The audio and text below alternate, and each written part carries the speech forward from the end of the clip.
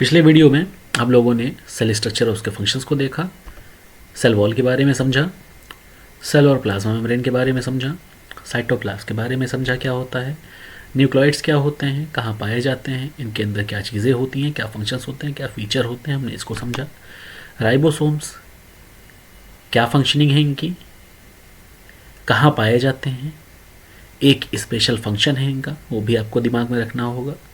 यहाँ तक की बातें हम लोगों ने प्रीवियस वीडियो में क्लियर कर ली थी। Now come on next topic, organelles. Nucleus nucleus nucleus is the control center of the cell. It directs all cell activities, contains the genetic material in the form of DNA.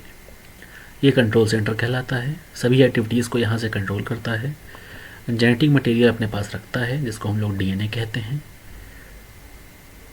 इसको cell के cytoplasm से अलग करने के लिए nuclear membrane मदद करती है, जिसको हम लोग न्यूक्लियर एनवलप भी कहते हैं। इस न्यूक्लियस के सेंटर में न्यूक्लियोलस पाया जाता है।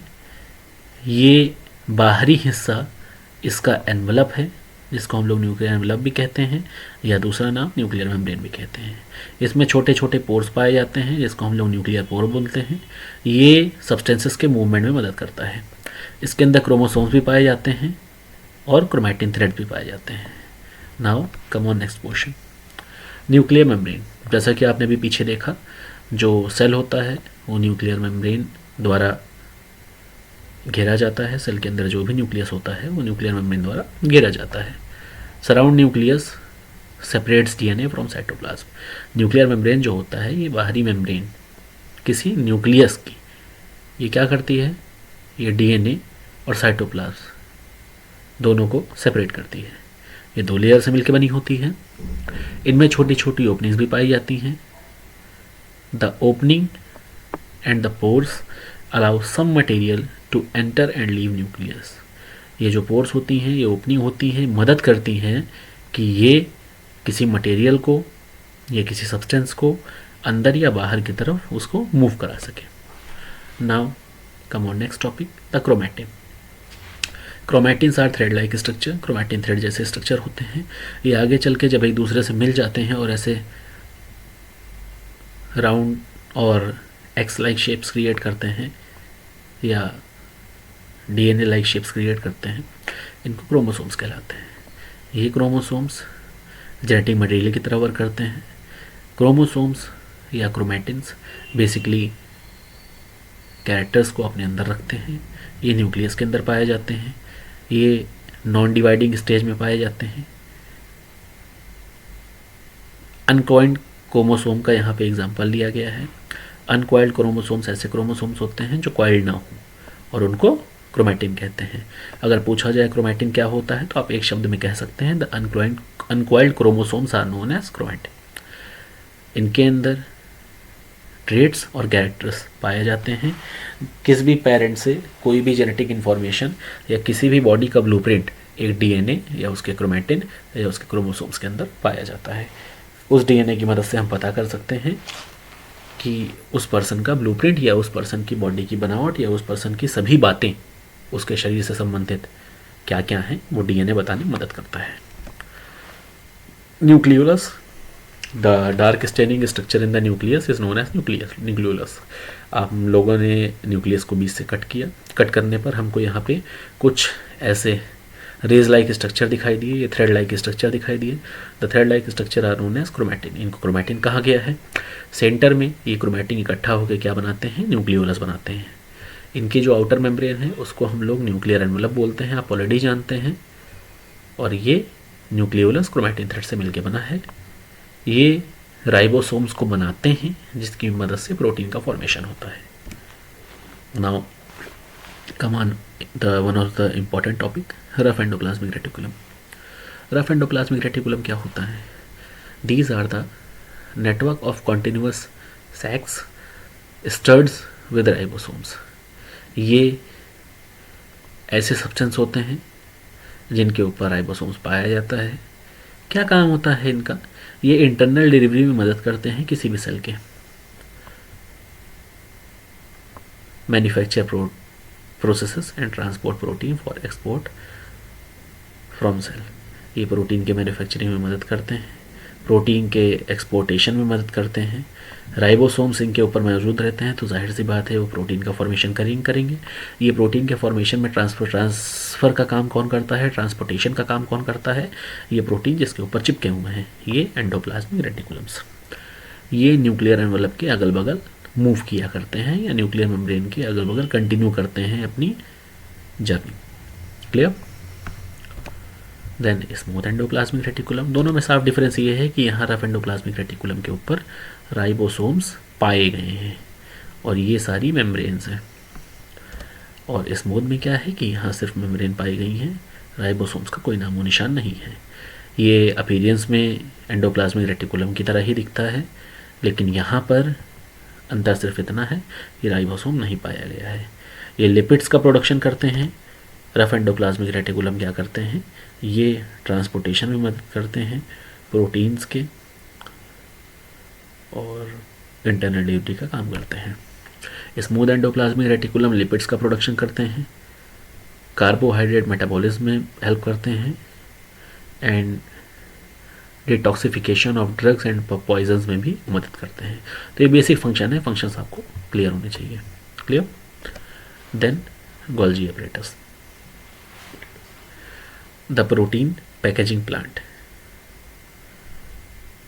Golgi apparatus also known as the protein packaging plant.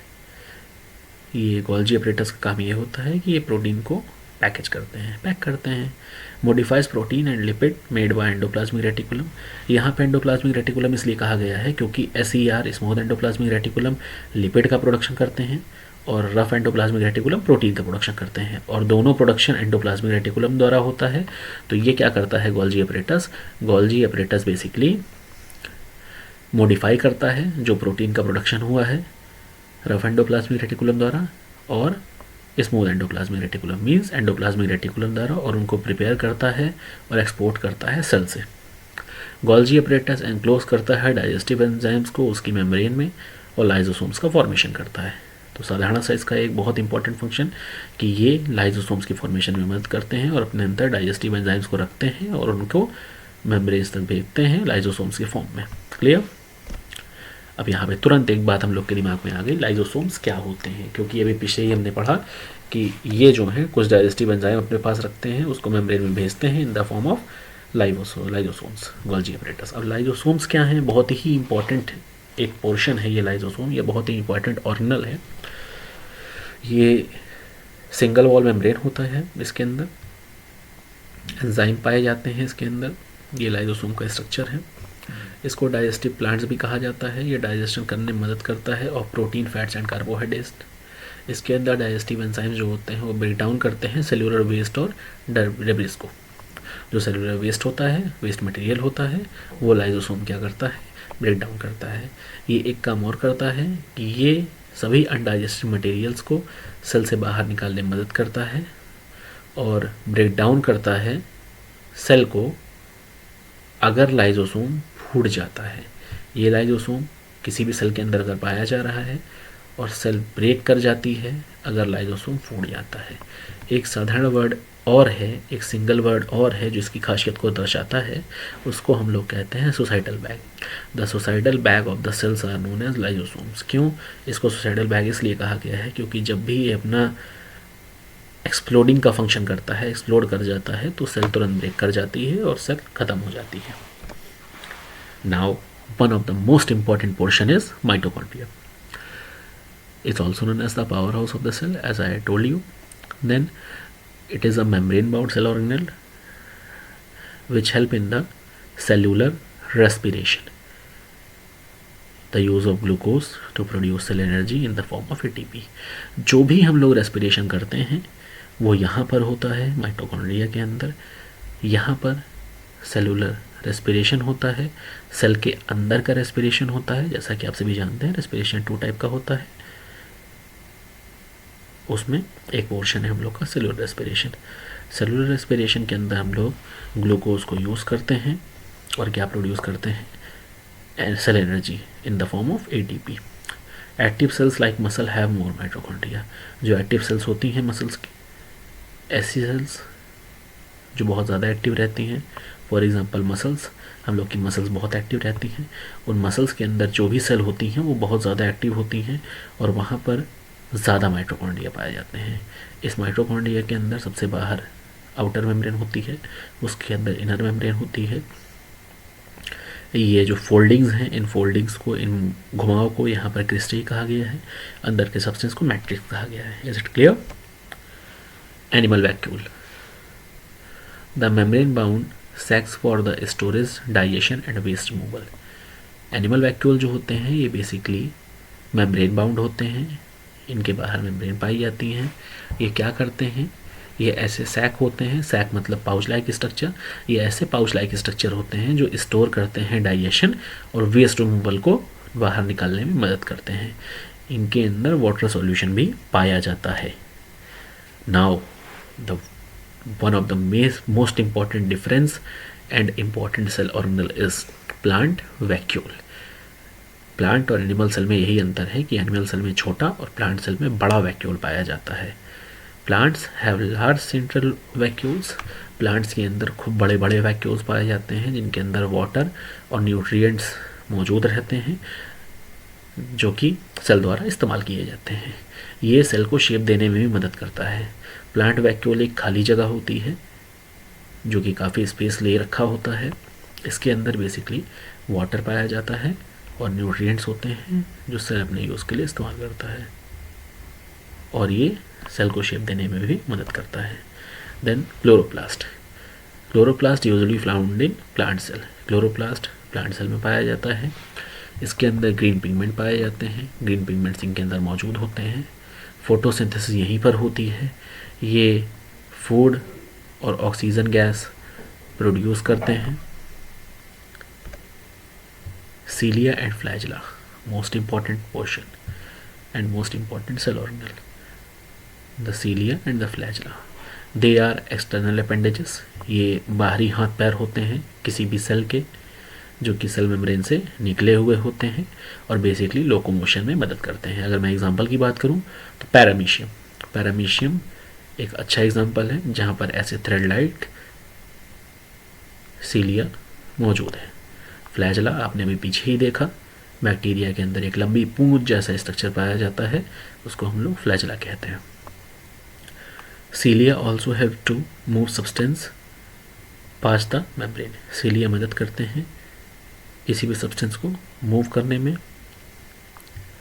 Membranes के through. Clear? Centrioles, centrioles are found in animal cells only, they are self replicating, ये खुद ही अपने आप को रेप्लिकेट कर लेते हैं। ये माइक्रोट्यूब्यूल से मिलकर बने होते हैं और ये सेल डिवीजन करने में मदद करते हैं। Cytoskeleton, the cell's skeleton is known as cytoskeleton, cyto means cytoplasm, skeleton means उसका स्केलेटन। तो साइटोप्लाज्म का जो स्केलेटन है उसको हम लोग साइटोप्लाज्म कहते हैं, साइटोस्केलेटन कहते हैं। ये क्या करता है, शेप, स्ट्रेंथ और एबिलिटी प्रोवाइड करता है किसी भी सेल को। ये माइक्रोट्यूब्यूल्स और फिलामेंट से मिलकर बने होते हैं और they are also known as cell skeleton. यहाँ पर आपका ये टॉपिक ख़त्म होता है। इस टॉपिक में आपने अभी तक काफ़ी चीज़ें पढ़ी जिनके अंदर प्रोकैरियोटिक यूकैरियोटिक का डिफरेंस रहा, सेल थ्योरी रही, माइक्रोस्कोप रहा, किसने इसका डिस्कवरी की थी, किसने सेल थ्योरी दी थी, सेल थ्योरी क्या थी, number of cells unicellular multicellular, prokaryotic eukaryotic के बीच डिफरेंस अच्छा सा, ऑर्गेनेल्स क्या होते हैं, प्रोकैरियोट यूकैरियोट के बीच का डिफरेंस, इनका डायग्राम मोस्ट इंपॉर्टेंट है, आपको इनके डायग्राम को ध्यान रखना है। प्रोकैरियोटिक सेल्स कैसे क्या होती हैं, यूकैरियोटिक क्या होती हैं, सेल के स्ट्रक्चर, उनके फंक्शंस। अभी हम लोगों ने सेल वॉल डिस्कस किया, सेल और प्लाज्मा मेम्ब्रेन डिस्कस की, साइटोप्लाज्म डिस्कस किया, न्यूक्लियोइड क्या होता है, राइबोसोम क्या होता है। यहाँ पे न्यूक्लियस भी एक इम्पॉर्टेंट पोर्शन है। Nuclear membrane, chromatin thread, nucleolus, endoplasmic reticulum, rough and smooth endoplasmic reticulum दो प्रकार के होते हैं। गोल्गी एपरेटस का फंक्शन ज़रूर ध्यान रखिएगा। Lysosomes are also known as societal bag, यहाँ नहीं लिखा है, मैं आपको बता दे रहा हूँ। Mitochondria known as the power house of the cell. Animal vacuoles जिनके अंदर क्या पाया जाता है, ये बेसिकली ज़्यादा वाटर का स्टोरेज रखते हैं, अपने अंदर वेस्ट रिमूवल्स रखते हैं ये सारी चीज़ें अपने रखते हैं। प्लांट वैक्यूल, क्लोरोप्लास्ट, सीडिया flagella, centrioles, cytoskeleton. Now the topic ends. Thank you so much. Thank you for watching this video.